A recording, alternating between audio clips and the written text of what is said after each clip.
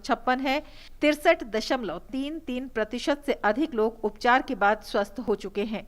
वैश्विक स्तर पर अगर देखें तो भारत में प्रति 10 लाख की जनसंख्या पर कोविड संक्रमण के मामले कुछ यूरोपीय देशों की तुलना में चौथाई से 8वें हिस्से तक कम है। 1.35 अरब लोगों के साथ दुनिया के दूसरे सबसे अधिक आबादी वाले देश भारत में प्रति 10 लाख की आबादी पर कोविड संक्रमण के 727.4 मामले हैं। देश में प्रति 10 लाख की आबादी पर 18.6 मौतों के साथ मृत्यु दर भी दुनिया में सबसे कम मृत्यु दर में से एक है। आईसीयू में 1.94% से कम मरीज, वेंटिलेटर पर 0.35% मरीज और ऑक्सीजन बेड पर 2.81% मरीज रखे गए हैं। अस्पतालों में भर्ती मरीजों को गुणवत्तापूर्ण उपचार सुनिश्चित करने के लिए देश भर में चिकित्सा के बुनियादी ढांचे को लगातार मजबूत किया जा रहा है। आज देश में 1383 समर्पित कोविड अस्पताल, 3107 समर्पित कोविड स्वास्थ्य देखभाल केंद्र और 10,382 कोविड देखभाल केंद्र है।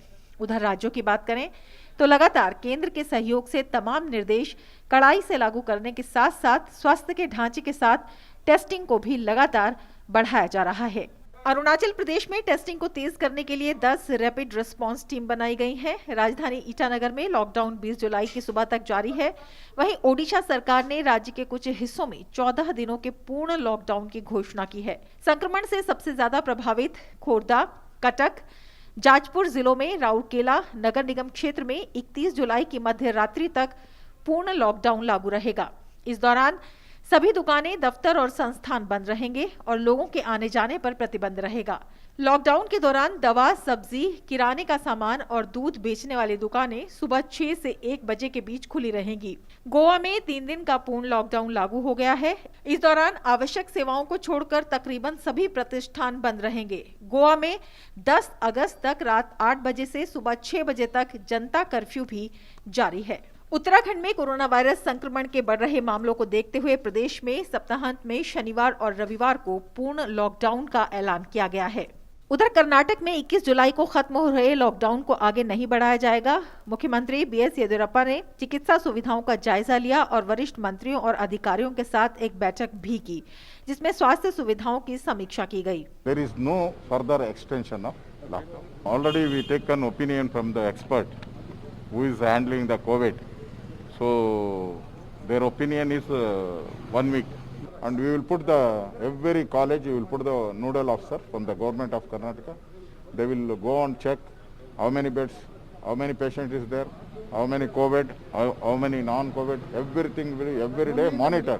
इस बीच कोविड-19 के इलाज में प्लाज्मा थेरेपी के महत्व को देखते हुए असम के स्वास्थ्य विभाग ने स्थानीय और राष्ट्रीय स्तर पर प्लाज्मा डोनेशन के लिए प्रोत्साहन देने का फैसला किया है। असम देश में प्लाज्मा बैंक स्थापित करने वाले राज्यों में अग्रणी रहा है और वो सबसे ज्यादा प्लाज्मा संग्रहण की योजना बना रहा है। इसके लिए स्वास्थ्य विभाग ने प्लाज्मा डोनर्स के लिए कुछ प्रोत्साहन की भी घोषणा की है। ब्यूरो रिपोर्ट्स के साथ news night desk, DG news. आवास एवं शहरी कार्य मंत्रालय ने PM street vendor Atmanirbhar Nidhi यानी पीएम स्वनिधि मोबाइल एप्लीकेशन जारी किया है। इसके जरिए स्ट्रीट वेंडरों के लिए माइक्रो क्रेडिट सुविधा उनके घर तक पहुंचाई जाएगी। ये ऐप डिजिटल प्रौद्योगिकी के उपयोग को बढ़ावा देने की दिशा में एक महत्वपूर्ण कदम है। Earlier we had only this portal.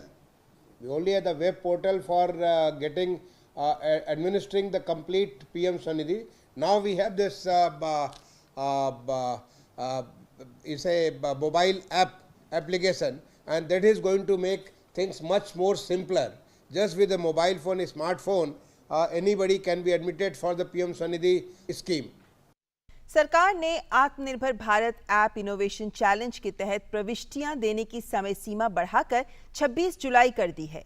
देश भर में स्टार्टअप और तकनीकी उद्यमियों की तरफ से इसमें बढ़ चढ़कर रुचि दिखाए जाने के बाद समय सीमा बढ़ाई गई है। प्रधानमंत्री नरेंद्र मोदी ने विदेशी ऐप पर निर्भरता कम करने के लिए 4 जुलाई को इस प्रतियोगिता की शुरुआत की थी। अब तक इसके तहत भारतीय इकाइयों से विभिन्न श्रेणियों में 2353 प्रविष्टियां आ चुकी हैं। आइए अब देखते हैं देश से जुड़ी कुछ और बड़ी खबरें। जम्मू कश्मीर के कुलगाम इलाके में आतंकियों और सुरक्षा बलों के बीच मुठभेड़ में सुरक्षा बलों ने 3 आतंकियों को मार गिराया है। आईजी कश्मीर विजय कुमार ने कहा कि कुलगाम में मारे गए 3 आतंकवादियों में अभी 2 की पहचान नहीं हुई है। मार गिराए गए जैश ए मोहम्मद का कमांडर वलिद आईईडी एक्सपर्ट था और पिछले 1.5 साल से सक्रिय था। उत्तर प्रदेश पुलिस ने विकास दुबे और उसके साथियों की मौत के मामले में सुप्रीम कोर्ट के सामने अपना विस्तृत जवाब दाखिल किया। अपने जवाब में पुलिस ने कहा कि मुठभेड़ सही थी और उसे फर्जी नहीं कहा जा सकता। पालघर लिंचिंग मामले में सुप्रीम कोर्ट ने नई याचिका पर सुनवाई से इनकार कर दिया है।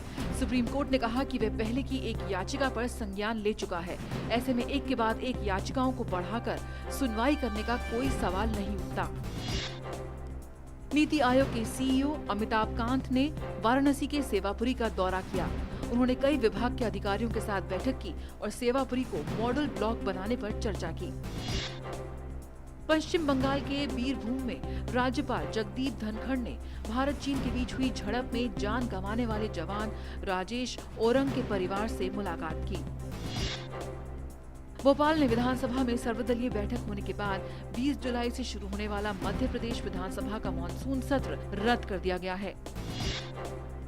केरल में विपक्ष के नेता रमेश चेन्नीथला ने मुख्यमंत्री पिनराई विजयन को नैतिक जिम्मेदारी के आधार पर इस्तीफा देने की मांग की है। उन्होंने कहा कि ये चौंकाने वाला है कि मुख्यमंत्री पिनराई विजयन के प्रमुख सचिव सोने की तस्करी में शामिल थे, जो ये राष्ट्रीय सुरक्षा के लिए खतरा है। इस बीच गोल्ड स्मगलिंग केस के मुख्य आरोपी शरद पीएस को 7 दिनों की एनआईए की कस्टडी में भेजा गया। और अब कुछ अंतर्राष्ट्रीय खबरें। ऑस्ट्रेलिया के पूर्वी तट पर स्थित कई घरों पर गंभीर तटीय कटाव के कारण ढहने का खतरा बना हुआ है। इसके चलते सिडनी के उत्तर में 1 घंटे 30 मिनट की दूरी पर स्थित वेम्ब्रेल में रहने वाले कुछ लोगों ने आपातकालीन कर्मियों द्वारा चेतावनी दिए जाने के बाद अपने घर खाली कर दिए हैं। इंडोनेशिया के सुलावेसी द्वीप में आई बाढ़ से आसपास की नदियां उफान पर हैं, जिसके कारण क्षेत्र के कई हिस्सों में कीचड़ फैल गया है। उत्तरी लुवु जिले में ली गई ड्रोन फुटेज से बाढ़ में डूबे गांव नजर आ रहे हैं। कोरोना वायरस के कारण लगी पाबंदियों के बीच सिंगापुर के चिड़ियाघर ने दुर्लभ लाल रफेद लीमर के एक जोड़े के आगमन का स्वागत किया है। 22 फरवरी को पैदा होने वाले इन जुड़वा बच्चों का अभी तक नाम नहीं रखा गया। 11 साल बाद ये पहला मौका है जब चिड़ियाघर में इस दुर्लभ प्रजाति के लीमर का जन्म हुआ है। और इसी के साथ इस बुलेटिन में फिलहाल इतना ही। नमस्कार।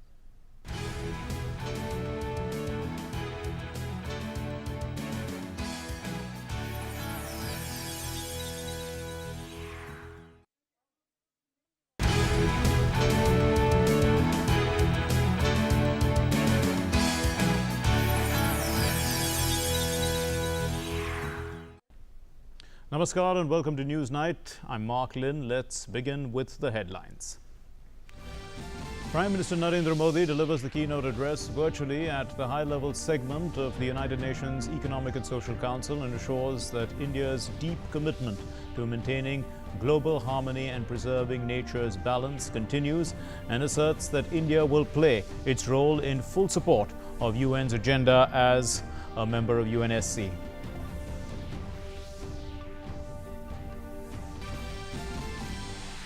Defence Minister reaches Srinagar after reviewing the preparedness of armed forces at Pangong So in Ladakh.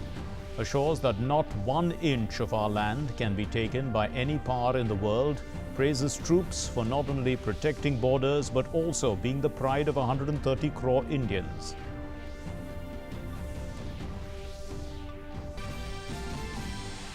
External Affairs Minister gives a strong rebuttal to Rahul Gandhi on his allegations, says that India's major partnerships are stronger and international standings are higher, with regular summits and meetings with the US, Russia, Europe and Japan. Asserts that India engages China on more equal terms politically and address the border infrastructure imbalance legacy.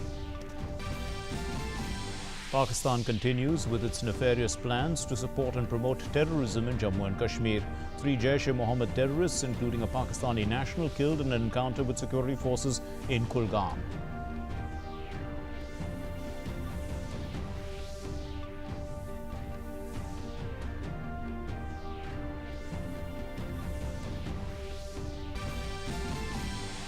Rajasthan High Court gives interim relief to the rebel Congress MLAs from action against disqualification notice by the Assembly Speaker. The division bench directs the Speaker not to take any action against the rebel MLAs till the 21st of July.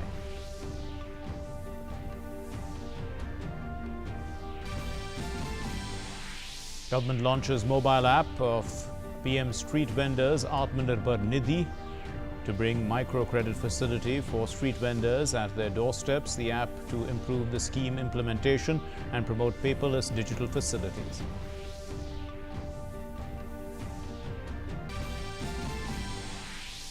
Flood and landslide situation remains grim in Assam, claiming over 97 lives. Heavy rains continue to lash Mumbai and coastal Maharashtra. Several low-lying areas waterlogged due to incessant rain.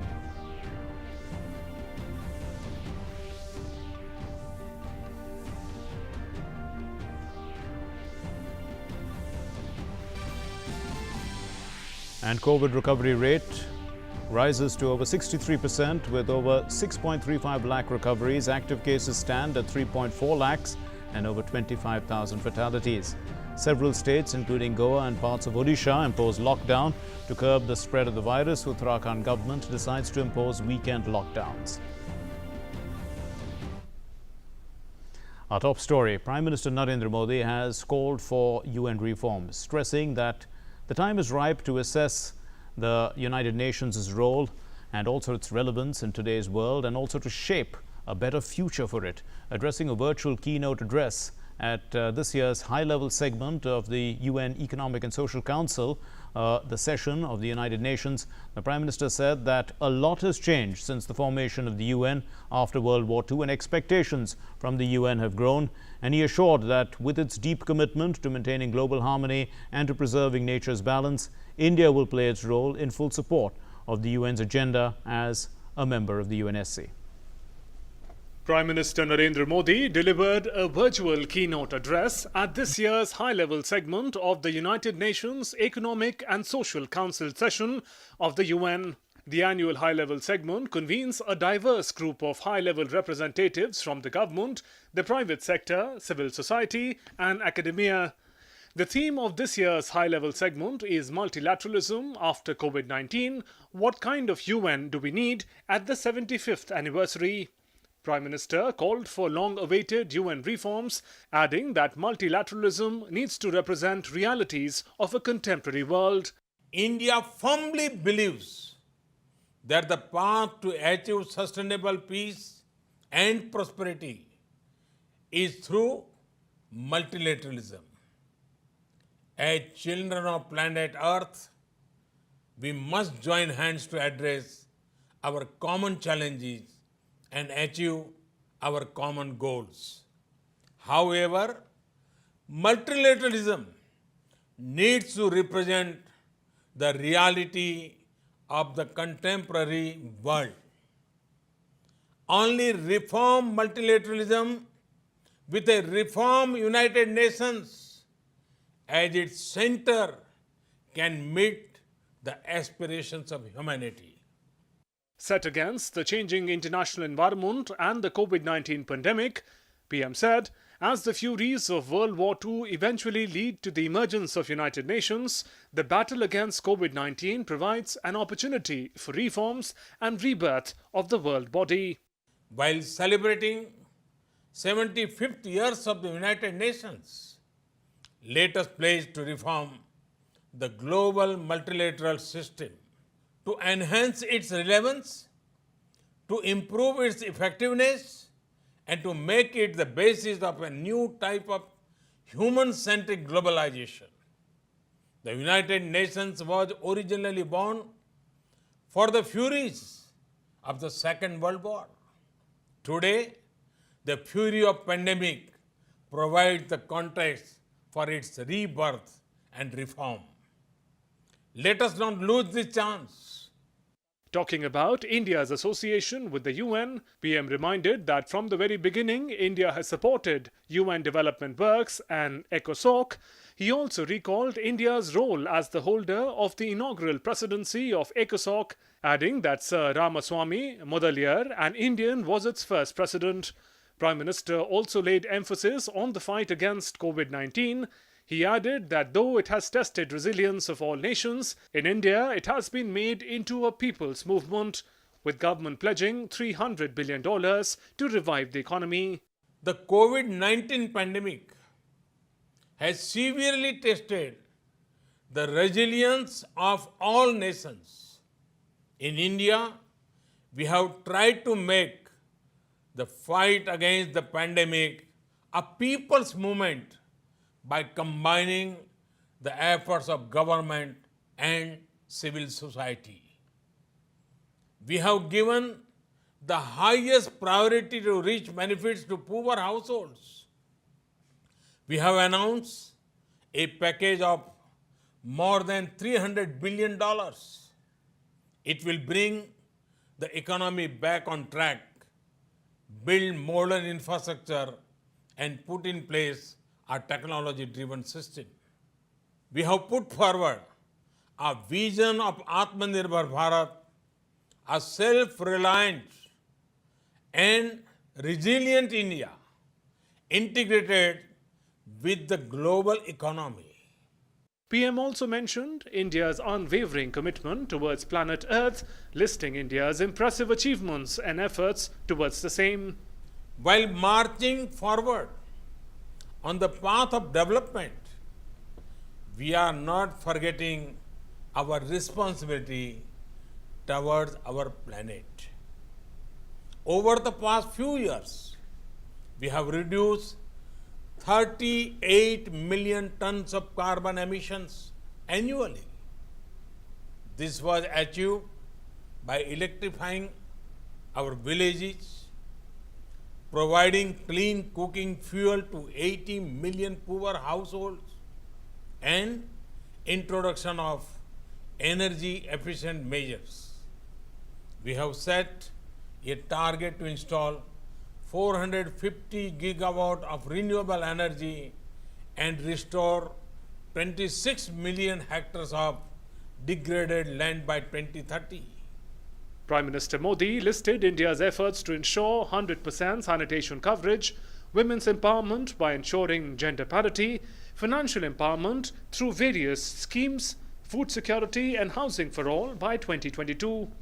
This was the first opportunity for Prime Minister Modi to address the broader UN membership since India's overwhelming election as a non-permanent member of the Security Council on June 17th for the term 2021-22.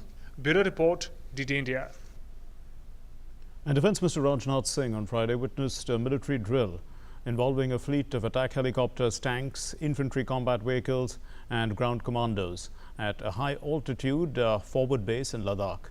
The Army and the Air Force displayed combat readiness in the region where India and China are engaged in a bitter standoff on the LAC. Here's more. Bharat Mata Ki Jai! Bharat Mata Ki Jai! Bharat Mata Ki Jai! Bharat Mata Ki Jai! Defence Minister Rajnath Singh spent time with jawans on his arrival in Ladakh on a day's tour amid the ongoing tension with China on the LAC in eastern Ladakh. Rajnath Singh addressed the Army and ITBP personnel at a forward post in Ladakh on the banks of the Pangong Tso Lake. He said, India does not want unrest but peace and will give a befitting reply to any attempts made to hurt India's self-respect. Bharat का एक सशक्त नेतृत्व है। नरेंद्र मोदी जैसा प्रधानमंत्री हमको मिला है फैसला लेने वाला। हम अशांति नहीं चाहते, हम शांति चाहते। हमारा चरित्र रहा है कि हमने दुनिया के किसी भी देश के स्वाभिमान पर चोट पहुंचाने की कभी कोशिश नहीं की। लेकिन यह भी मैं कह देना चाहता हूं दो टूक शब्दों में, यदि कोई दुनिया की ताकत हमारे स्वाभिमान पर चोट पहुंचाने की कोशिश करेगी तो उसे किसी भी सूरत में हम बर्दाश्त नहीं करेंगे, उसका हम मुंहतोड़ जवाब देने के लिए भी तैयार रहें। Rajnath Singh is on a two-day visit to Ladakh and Srinagar. He is accompanied by Chief of Defence Staff General Bipin Rawat and Army Chief General M.M. Naravane. Rajnath Singh reached Leh on the first day of the journey. There, he visited the border areas and the Lukung outpost and met with jawans and officers of the Indian Army. Referring to the 15th June sacrifice made by Indian soldiers in the defence of the motherland, in the Galwan Valley, the defense minister said that the nation will not let the sacrifice of the soldiers go in vain. और मैं ये कहना चाहता हूं कि हिंदुस्तान उनकी शहादत को कभी भूलेगा नहीं।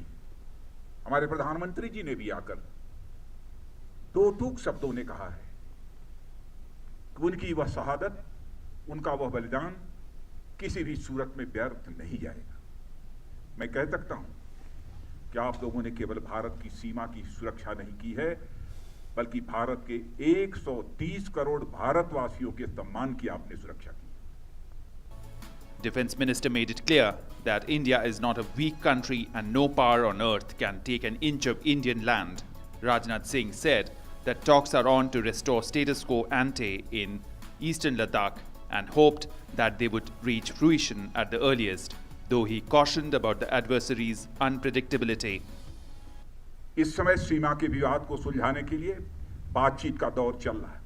जो कुछ अब तक की प्रगति हुई है बातचीत की, मामला हल होना चाहिए, लेकिन कहां तक हल होगा अभी इस संबंध में मैं कोई गारंटी नहीं दे सकता हूं, लेकिन मैं इतना यकीन दिलाना चाहता हूं कि भारत की 1 इंच जमीन को भी दुनिया की कोई ताकत छू नहीं सकती है, उस पर कब्जा नहीं कर सकती।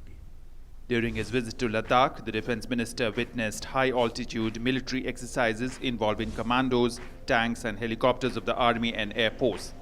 A large number of commandos, tanks, BMP warfare vehicles, Apache, Rudra and Mi-17 V5 helicopters participated in the military exercises. The exercises involved paratroopers as well. After journeying for about 5 hours, Rajnath Singh reached Srinagar, where he took stock of the security situation and reviewed preparations for the Amarnath Yatra. With Ramesh Chandra from Leh and Salman Khazi from Srinagar, News Night Desk, DD India. External Affairs Minister Dr. S. Jaishankar let loose a barrage of retorts on social media, striking back at Rahul Gandhi for criticizing the central government's foreign policy. Dr. Jaishankar said, and I quote, Rahul Gandhi has questions on foreign policy. Here are some answers. Our major partnerships are stronger and international standing higher. Witness regular summits and informal meetings with the US, Russia, Europe and Japan. India engages China on more equal terms politically. Ask the analysts. He further said, we speak our mind more openly now on CPEC, on BRI, on South China Sea, on UN-sanctioned terrorists, etc. Ask the media. And address the border infrastructure imbalance legacy. Compare 2014 to 20 with 2008 to 14. Budget up by 280%. Road building by 32%. Bridges by 99% and tunnels by 6 times. Ask our Jawans. And some facts on our neighborhood. The Hambantota port agreement between Sri Lanka and China was concluded in 2008. Ask those who dealt with it. Afghanistan sees completed projects. Salma Dam, Parliament, expanded training and serious connectivity. Ask the Afghan street. Ask yourself. And Pakistan, that you skipped, surely notes the difference between Balakot and Uri on one hand and Sharm el-Sheikh, Havana and 2611 on the other. Ask yourself. Well, dissident Congress leader Sachin Pilot and 18 other Congress rebel MLAs have time till Tuesday before the Rajasthan Assembly Speaker C.P. Joshi can take any action on their disqualification. The Rajasthan High Court will hear the matter on Monday. However, the Speaker's counsel has assured the court that no order shall be passed on the notice till 5:30 p.m. on Tuesday. Here are the details. Sachin Pilot and 18 other Congress dissident MLAs got a 4-day reprieve from any action by the Assembly Speaker on the disqualification notices served on them. This was after the Rajasthan High Court extended its hearing on the matter to next week. The division bench of the Rajasthan High Court, hearing the dissident MLA's petition against the Speaker's notices, adjourned on Friday evening. The next hearing has been fixed for 10 a.m. on Monday. The counsel for the Speaker has assured the High Court that no order will be passed on the notice till 5:30 p.m. on Tuesday. The Court of Chief Justice Indrajit Mahanti and Justice Prakash Gupta also asked Congress Chief Whip Mahesh Joshi to respond to the dissidents' petition by Saturday. जो आज 5 बजे की सुनवाई है उसको Tuesday को 5:30 बजे तक के लिए डेफर किया जाता है। मंगलवार 5:30 बजे पहले तक कोई कार्रवाई नहीं होगी। The petition had challenged the notices based on a Congress complaint that the MLAs should be disqualified from the Rajasthan Assembly for defying a party whip. The pilot camp has argued that a party whip applies only when the assembly is in session. Congress had sought action against Sachin Pilot and other dissidents under paragraph 2(1)(a) of the 10th schedule of the Constitution. The provision disqualifies MLAs if they voluntarily give up the membership of the party which they represent in the House. Congress claims that this is the inference that can be drawn from the MLA's conduct. But the pilot camp has said that Sachin Pilot never indicated any intention to leave the party. Meanwhile, Union Minister Gajendra Singh Shekhawat on Friday rejected the Congress's allegation based on some audio clips. He said that his voice is not in those recordings and that he was ready to face any probe. Tape उनके पास कहां से आया? क्या social media पे जारी किसी tape की कोई ऑथेंटिसिटी है? गजेंद्र सिंह जी ने खुद ने कहा है इस ऑडियो टेप की दुनिया की कोई एजेंसी जांच कर ले वो तैयार हैं। इसका मतलब साफ है कि कांग्रेस पार्टी मुखिया और ये पूरी सरकार भारतीय जनता पार्टी की मानहानि करने के लिए इस तरीके के उपक्रम रचती है।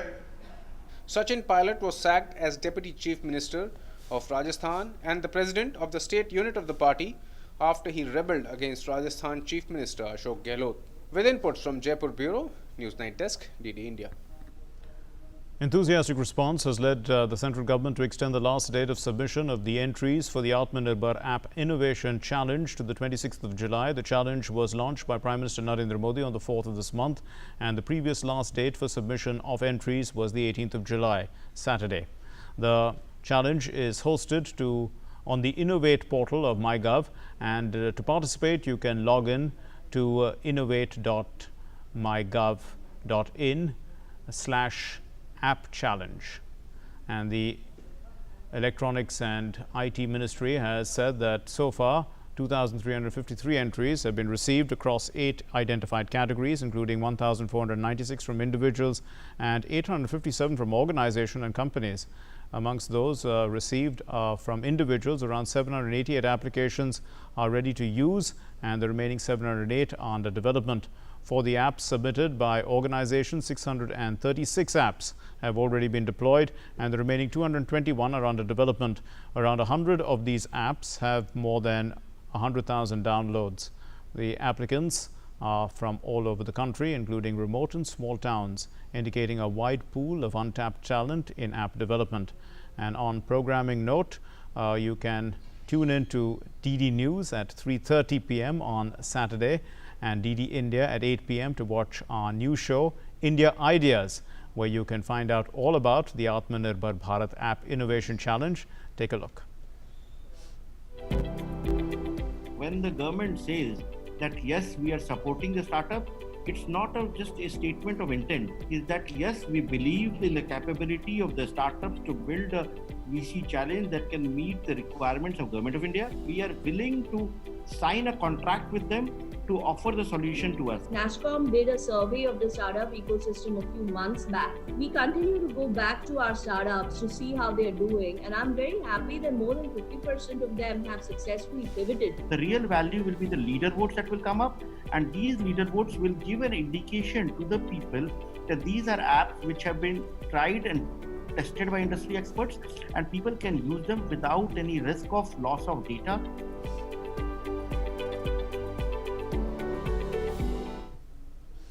The HRD Ministry has announced that the Indian Institute of Technology will do away with admission criteria of a minimum of 75% marks in Class 12 this year.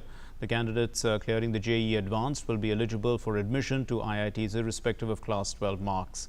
The Union HRD Minister, Ramesh Pokhriyal Nishank, in a tweet has said that the eligibility criteria for JEE Advanced 2020 qualified candidates this time has been relaxed due to the partial cancellation of the Class 12 exams by several boards. Qualified candidates who have passed Class 12 examinations will now be eligible for admissions irrespective of marks obtained. Durga Shankar Mishra, the Secretary, Ministry of Housing and Urban Affairs, launched the mobile application of the Prime Minister's Street Vendors Atmanirbhar Nidhi, or the PM Swanidhi, in New Delhi on Friday. And this app aims to provide user-friendly digital interface for lending institutions and their field functionaries for sourcing and processing loan applications of street vendors under the scheme. The launch event was held through a video conference in which, besides senior officials from the ministry, principal secretaries dealing with urban development, the department and other officials from the states and union territories participated. It's believed that the launch of the mobile app will give an impetus to the development, the implementation strategy of the scheme, and also besides promoting paperless digital accessing of microcredit facilities by street vendors. Earlier we had only this portal. We only had the web portal for administering the complete PM Swanidhi. Now we have this mobile application, and that is going to make things much more simpler. Just with a mobile phone, a smartphone, anybody can be admitted for the PM Swanidhi scheme. The flood and landslide situation remains grim in Assam and Bihar. Several rivers in both the states are in spate. Relief and rehabilitation work gathers momentum in the flood-affected districts of Assam and Bihar. Here's more. Flood fury continues unabated in several parts of the country. Several districts in Assam are in the grip of floods. In Bihar, the flood situation remains grim as several rivers are in spate. Several areas of Assam are in the grip of floods. Nearly 35,75,000 persons in Assam are reeling under the fury of floods. 28 districts of the state are affected by floods. Dhubri is the most affected district with nearly 8,72,066 affected persons, followed by Barpeta, Gwalpara and Morigaon, where over 4 lakh persons are affected by floods. The low-lying areas of Chirang district have seen heavy rain and waterlogging, damaging several homes. Chief Minister Sarbananda Sonowal is himself monitoring the flood rescue and rehabilitation works in Assam. We are running 303 relief camps and 445 relief distribution centers, and 49,000 people are residing in the relief camp presently. Hope that within 2-3 days, if situation remains same, then it will be stable. Whereas the flood situation remains grim in several districts of Bihar. Gandak, Buri Gandak, Bagmati, Adwara, Kamla Balan, Kosi, Mahananda and Paraman are flowing above the danger mark. According to the Disaster Management Department, 8 districts of the state, Sitamarhi, Shivhar, Supol, Kishanganj, Darbhanga, Muzaffarpur, Gopalganj and East Champaran are reeling under the fury of the floods. Met Office has predicted light rain in the catchment area of all rivers in Bihar. With Kamal Bora in Assam and Salman Haider in Patna, News Night Desk, DD India. The test, track and treat strategy of the centre is being implemented by the states and union territory governments and is proving to be an appropriate strategy to deal with the COVID-19 pandemic. India has seen a steady increase in the number of patients recovering from COVID. While this has resulted in 63.33% of the total positive cases recovering, intensive contact tracing is being implemented and is aimed at restricting the spread. Due to the test, track and treat strategy of the centre, the number of patients recovering from COVID-19 infection is increasing continuously. As per the government data, the actual caseload of COVID-19 patients is only 3,42,756. More than 63.33% of the total cases have recovered. India has 727.4 cases per million. On the global scale, cases per million population in India are 4 to 8 times less than some European countries. The case fatality rate at 18.6 deaths per million is one of the lowest in the world. It is also noteworthy that in India, less than 1.94% of the cases are in ICUs, 0.35% of cases are on ventilators, and 2.81% of cases are on oxygen beds. Medical infrastructure is being continuously augmented across the country. As a result of concerted efforts, the COVID-19 hospital infrastructure is much stronger. India now has 1,383 dedicated COVID hospitals, 3,107 dedicated COVID healthcare centers, and 10,382 COVID care centers. State governments have also been playing a crucial role in the fight against COVID-19. They are strictly following the directions of the center, strengthening their health infrastructure and continuously increasing their testing capacity. In Arunachal Pradesh, 10 response teams have been formed to accelerate the process of testing. Capital Itanagar is under lockdown till 20th of July. In Odisha, the government has announced to enforce complete lockdown for 14 days in some parts. The most affected districts like Ganjam, Khordha, Cuttack,